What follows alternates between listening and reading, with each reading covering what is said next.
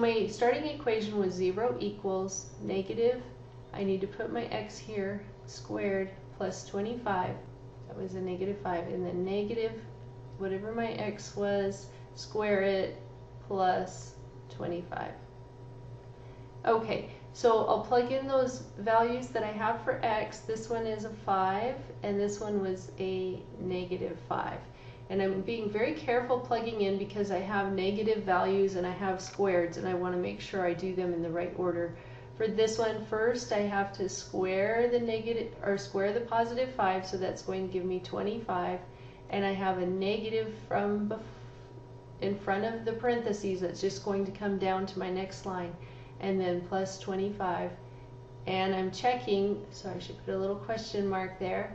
I'm checking to see, is it equal to 0? And this one, negative 25 plus a positive 25, is definitely a 0.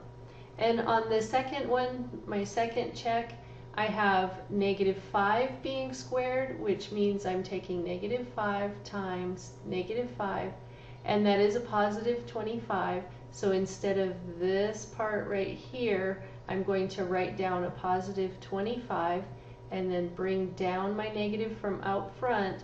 So then again, I still have a negative 25 plus 25. And remember, I was checking, so I should put a question mark there again.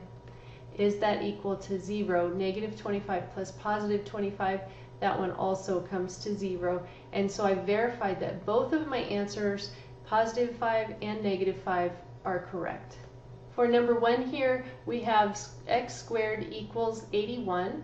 And I'm just going to go straight to the square root property since I have an x squared all by itself on one side, and I want to get x by itself to solve.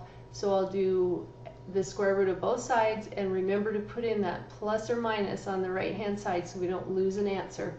So when I take the square root on the left hand side, the squared and the square root undo, and I have just x equals plus or minus the square root of 81. So I need to think what times itself equals 81, and the answer is 9. So I have plus or minus 9 for my answer. Remember, that's two different answers. So when you go to check, you should be checking x equals 9 and x equals negative 9.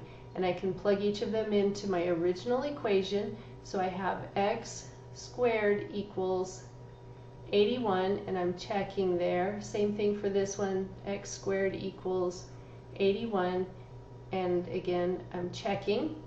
Plug in my value for x that I solved for. One was a positive 9, the other was a negative 9. And then 9 squared, that's 81, equals 81, so that one checks out. On the right, I have negative 9 squared, which means negative 9 times negative 9, and that also equals a positive 81. So that one works as well. Two answers, both of them checked.